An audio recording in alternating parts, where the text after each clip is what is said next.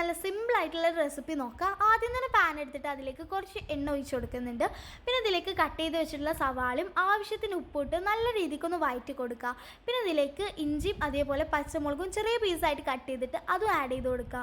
പിന്നെ തക്കാളിയും അതേപോലെ തന്നെ ക്യാരറ്റും ചെറിയ പീസായിട്ട് കട്ട് ചെയ്തിട്ട് ആഡ് ചെയ്ത് കൊടുക്കുക. അത് ആഡ് ചെയ്ത് നല്ല രീതിയിൽ മിക്സ് ചെയ്തതിന് ശേഷം നമുക്ക് മസാല ഐറ്റംസ് ഒക്കെ ആഡ് ചെയ്ത് കൊടുക്കുക. ഞാൻ ഇവിടെ മുളക് പൊടി, മഞ്ഞൾപ്പൊടി, ഗരം മസാല, ബീഫ് മസാല ഒക്കെ ആഡ് ചെയ്തിട്ടുണ്ട്. പിന്നെ ചില്ലി ഫ്ലേക്സ് ആഡ് ചെയ്ത് നല്ല രീതിക്കാണ് മിക്സ് ചെയ്ത് കൊടുക്കുക. അങ്ങനെ മിക്സ് ചെയ്തതിന് ശേഷം പിന്നെ കുറച്ച് ബീഫ് ഞാൻ ഫ്രൈ ചെയ്ത് വെച്ചിട്ടുണ്ടായിരുന്നു. അത് ചെറിയ പീസായിട്ട് കട്ട് ചെയ്തിട്ട് അതും ആഡ് ചെയ്ത് കൊടുക്കുന്നുണ്ട്. പിന്നെ ഞാൻ നേരത്തെ ബോയിൽ ചെയ്ത് വെച്ചിട്ടുള്ള പൊട്ടാറ്റോ ചെറുതായിട്ടൊന്ന് ഉടച്ചിട്ട് അതും ആഡ് ചെയ്ത് കൊടുക്കുന്നുണ്ട്. എന്നിട്ട് ഇതൊക്കെ മിക്സ് ചെയ്തെടുത്താൽ നമ്മുടെ മസാല റെഡി ആയിട്ടുണ്ട്. ഇനി നമുക്ക് സമൂസ ഷീറ്റ് എടുത്തിട്ട് അതിലേക്ക് കുറച്ച് ഫില്ലിങ്സ് ആഡ് ചെയ്ത് കൊടുക്കുക. എന്നിട്ട് ഇതങ്ങോട്ട് റോൾ ചെയ്തെടുക്കണം. എന്നിട്ട് ലാസ്റ്റ് എത്തുമ്പോൾ ഇത് മൈദയും അതേപോലെ തന്നെ വെള്ളം മിക്സ് ചെയ്തിട്ട് ആ ഒരു പശ ഒന്ന് തേച്ച് ഒട്ടിച്ച് കൊടുക്കുക.